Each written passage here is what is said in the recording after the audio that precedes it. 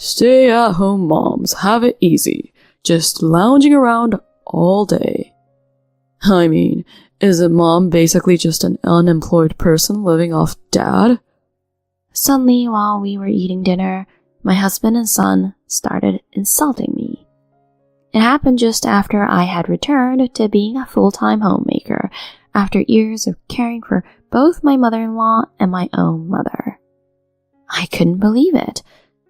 After everything I've done for this family, to be spoken to like that. Fine, I'll live up to their words and spend my days in idleness. My name is Lauren, 42 years old. I live with my husband Mason and our freshman and high school son, Travis. Luckily, we were blessed with a child soon after getting married, and I gave birth to our son. I took maternity leave and returned to work after about a year and a half of childcare. It was around the time our son started elementary school. One day, Mason came home looking somber. Lauren, I hate to ask, but could you quit your job? Sorry? I was taken aback, unable to fully grasp this sudden request. Quit my job? Why? Actually, it's my mom. She's finally reached the point where she needs care. Your mom? I was aware she had weak legs, but was it that serious? Yeah. Recently, it's become impossible for her to do anything on her own. So, I was thinking of having her move in with us. Oh. Please, Lauren. She doesn't want to go to a facility yet, and you're the only one I can ask. His father had passed away, and she was living alone. Unable to leave her in that state, I reluctantly quit my job. And so, the grueling care of my mother-in-law began at our home. Her stubborn nature made my first caregiving experience incredibly tough. With a young son and a husband too busy to help, I was on my own. Even a slight lapse in dinner preparation would earn me complaints from Mason. What's this, Lauren? Is this all for dinner? Please, tell me this is just an appetizer. Sorry, but I didn't have time for her housework today because your mom was feeling unwell. Stop making excuses. You're home all day. You could do it. Well, yes, but... Just make sure you prepare a more balanced menu, especially for Travis. He's growing. How unfair. He doesn't help with the chores at all. And I'm the one taking care of his mother. But he never cooperates and just complains. As Mason began to nag me more, Travis also started to speak up. Hey, Mom, I want steak for dinner today. Oh, I made stew because you said you wanted it. Dad says stew is easy to make. You just want to take it easy, huh? What kind of way is that to speak? I was just in the mood for steak today. Once he got like that, his mood wouldn't improve. Years later, my mother-in-law's care became too much, and we had to place her in a facility. Around the same time, my own mother's legs worsened. She had me when she was already old, so she was considerably older than my peers' parents. Thus, I was thrust back into caregiving.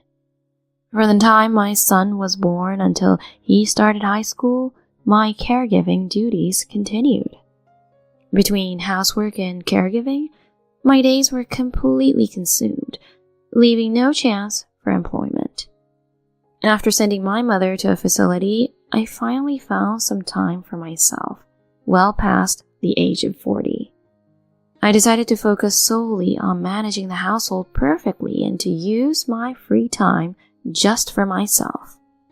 It had been a long time since I had lived such a leisurely life. Then, one day during dinner, Travis suddenly said, Seriously, Mom? Aren't you just an unemployed person living off Dad? I was taken aback, unable to understand why he would say such a thing out of the blue. Where did that come from? But it's true. You don't work and just stay at home all day. I've had to take care of caregiving duties, and now I'm taking care of the house. But both of them are in a facility now. You don't need to stay home all day, do you? Well, no, but... Hearing our exchange, Mason finally joined in. Come on, Travis. Cut her some slack. It's mean to point out the truth like that. Hey, you're supposed to be on my side. Don't teach him to say weird things. Weird things? It's the truth. Stay-at-home moms have it easy, just lounging around all day, he said, mocking me. I couldn't stand it and protested. Lounging around? I haven't spent a single day just lounging around since our son was born. See, you get all defensive when faced with the truth. Grow up, will you? Right, Travis? He said, turning to our son. Laughing, Travis exclaimed, Mom's crazy. Fuming, I asked them both, Are you two serious? Do you really think I just lounge around all day? They exchanged glances and grinned, saying, It's not about what we think, right, Dad? Exactly. I work, Travis goes to school.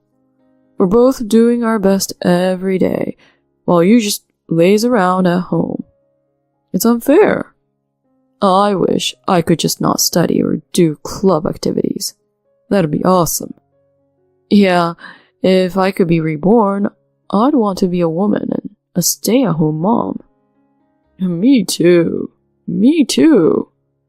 Clenching my fists under the table, I was outraged. Can they really be serious? After all the work I've put in for this family, why do I have to be treated this way? Despite my efforts in caregiving and housework, my family has never recognized my hard work. From that day on, my husband and son began to look down on me as if it were the norm. Just because breakfast was bread 2 days in a row, I was accused of being lazy and failing as a housewife. If there was a little dust in the room, I'd be yelled at for not even being able to pick up trash. If I served fish for dinner, I'd be ordered to make meat instead. I had reached my breaking point. After putting Travis to bed, I finally confronted my husband. Can we please stop this nonsense? What are you talking about? He replied, sounding annoyed and barely glancing at me. Don't play dumb. You belittle me every day, and because of you, our son looks down on me too. Huh? That's my fault? It's because you can't do anything, right? You don't work and can't even manage the household properly. How can you say that? After all this time, you haven't lifted a finger or helped with housework or caregiving. Aren't you ashamed? That's your job. I'm out earning money, so don't complain. Just make sure you do everything perfectly tomorrow, he said dismissively before returning to the bedroom. Despite setting aside time to talk, nothing was resolved. All that remained was my anger towards my husband and son. A few days later, while enduring their usual nitpicking during dinner, my husband and son dropped a bombshell. Ugh, what is this? It's so bland. Dad, isn't this bad? Let me see. They each took a bite of the meal I prepared and exaggeratedly grimaced, as if the food was repulsive. What's this? You have all this time and you still can't cook a decent meal? You agree, right, Dad? This is such a letdown. I was tired today and wanted something good to eat, but this is just lazy. Right. Okay, Travis. How about we go out and eat something today? Yes! That was the moment. My anger reached its peak. As they cheerfully prepared to leave, I calmly spoke up. I've had enough of this. What's wrong with you guys? Who do you think you are? They were taken aback by my unusually stern voice. What's wrong, Lauren? Are you mad? Come on, Mom. Don't take it so seriously. It was just a small joke. So you think you can say anything as long as it's a joke? Lauren, calm down. Mom, we didn't mean anything by it. Shut up. Be quiet. I yelled at them, my voice almost a scream. Enough. I'll live exactly as you say, just lounging around. Whatever happens, don't blame me. Just watch. With that, I locked myself in my room, ignoring their shouts from behind the door. From that moment, I decided to abandon all housework.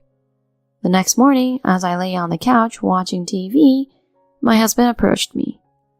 Lauren, What do you want?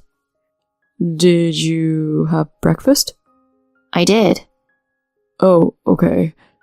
And what about breakfast for me and Travis? I didn't make it. I was too busy lounging around. But you ate, right? Then make ours too. Why? Didn't I say I'd be living a life of just lounging around? Just toast some bread or something. He reluctantly started to make toast. Then my son, who had woken up late, asked me, Mom, what about my lunch? Lunch? What's that? Huh? My lunch for school. I have school as usual today. Oh, really? I didn't notice while I was lounging around. Hey, what about my lunch? Without taking my eyes off the TV, I simply said, Well? Frustrated, he raised his voice. What the hell, Mom? Not making lunch is just unacceptable. Why? I'm just doing what you said, lounging around, not making breakfast or lunch. Fine. Then give me some money. I'll buy something. I don't have an income since I'm just a lounging homemaker. Ask your father. What? My husband was nearly in tears, facing a painful expense on his modest salary. Realizing the seriousness, he muttered a rare, I'm off, and left the house quietly. That night, my husband and son returned home at the same time. Naturally, I hadn't prepared dinner and was lying on the couch scrolling through my phone. Seeing this, my husband tentatively approached, trying to lighten the mood. Lauren, by any chance, did you cook anything for I didn't make it. Right. Is there anything you want to eat? I've already eaten, so feel free to do as you please. Oh, okay. Forced into a smile, he quickly left with my son. I guess they're going out to eat.